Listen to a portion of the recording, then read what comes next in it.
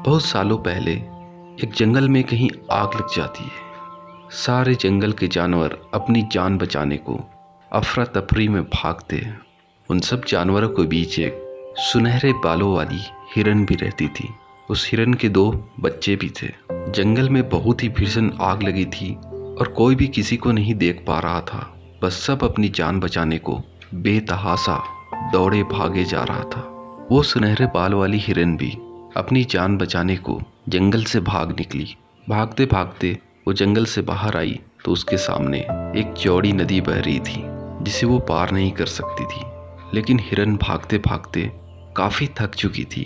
वो थोड़ा ठहर कर दम भर के सांस ली। तभी वो हिरन देखती है झाड़ियों के पीछे से कुछ पत्तों की खड़खड़ाहट हुई। जब हिरन ने गौर से देखा तो उसे एक शिकारी दिखा जो अपनी बंदूक में गोलियां डाल रहा था और मौके पर था कि हिरन पर सही निशाना लगा ले और उसे मार गिराए। तभी हिरन अपनी दिशा पलटी और दूसरी तरफ भागने की कोशिश की। लेकिन अभी हिरन जैसे ही 2 छलांग लगाई उसे उस दिशा में एक शेर नजर आया। हिरन फिर रुक गई। अब वो हिरन असमंजस में फंस गई। एक तरफ नदी तो दूसरी तरफ जंगल में आग, तो एक तरफ शेर और एक तरफ शिकारी। अब वो जाए तो किस तरफ जाए, उसे कुछ भी समझ में नहीं आ रहा था। तब वो अपनी आंखें बंद करती है और वापस शिकारी की तरफ 2 कदम लौटती है और अपनी आंखें बंद करके और खुद को खुदा को समर्पित करती है और खुदा का शुक्रिया करती है कि तूने जो भी ज़िंदगी दी, जितने भी दिनों की दी, उसके लिए शुक्रिया। और वो हिरन दुआ भी करती है कि मेरे बस में जितना था अपनी जान बचाने को मैं पूरी कोशिश की। अब कुछ भी नहीं मेरे हाथ में, अब सब कुछ तेरे हाथ में है। चाहे तो तू मेरी जान बचा ले।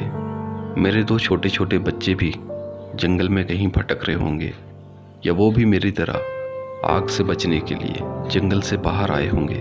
उनसे मुझे मिला दे, वो भी मुझे ढूंढ रहे होंगे। अब हिरन खुदा से इतना कह ही रही थी अपनी आंखें बंद करके, तभी जंगल के आग से एक चिंगारी उड़ती है और जाकर शिकारी के आंख में गिरती है। शिकारी तब तक गोली चला चुका था, लेकिन उसका निशाना चूक जाता है और गोली जाकर शेर को लगती है। एक तरफ शेर गिरकर ढेर हो जाता है, दूसरी तरफ शिकारी भी अपनी आंखें पकड़कर बैठ जाता है। तभी आसमान से बारिश भी शुरू हो जाती है और देखते ही देखते जंगल की भड़कती हुई आग भी बुझने लगती है। तभी हिरन वहाँ से निकल जाती है और खुदा का शुक्रिया करती है। जब हिरन वापस जंगल की तरफ कुछ कदम बढ़ाती ही है तो वो अपने बच्चों से भी मिलती है। वो दोबारा से खुदा का शुक्रिया करती है। फ्रेंड्स, इंसान कई बार ऐसी परिस्थितियों में फंस जाता है जब उसे समझ में नहीं आने लगता। उसे ऐसा लगने लगता है कि अब कोई रास्ता बचा ही नहीं। वो अपनी सारी कोशिशें कर कर थक चुका होता है। तब उसके पास कोई भी रास्ता नहीं दिखता, लेकिन एक रास्ता हमेशा खुला होता है। वो रास्ता होता है अपने आप को खुदा के हवाले कर दो। वो खुदा जो पूरे कायनात को चला रहा है, हर एक को खिला रहा है, चाहे वो समुद्र के अंदर मछलियाँ हो या पेड़ के पत्ते में कीड़े या घोंसले में चिड़िया के बच्चे या जानवर या इंसान।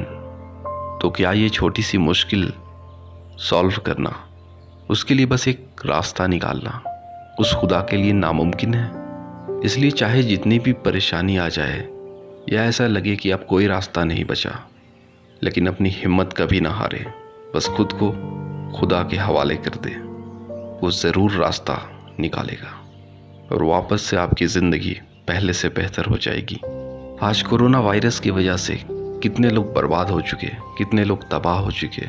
कई की नौकरियां चली गई, कितनों की बिजनेस ख़त्म हो गई, कई लोग टूट गए, हिम्मत तोड़कर बैठ गए। उन्हें अब ऐसा लगता है कि शायद वो वापस पुरानी ज़िंदगी नहीं आएगी, लेकिन ऐसा बिल्कुल नहीं है। वो वापस ज़िंदगी फिर से आएगी, बल्कि उससे बेहतर आएगी। फ्रेंड्स, अगर ये मेरी वीडियो आप लोगों को अच्छी लगी हो तो प्लीज़ मेरे चैनल को सब्सक्राइब करें और मेरे वीडियो को ज़रूर लाइक करें।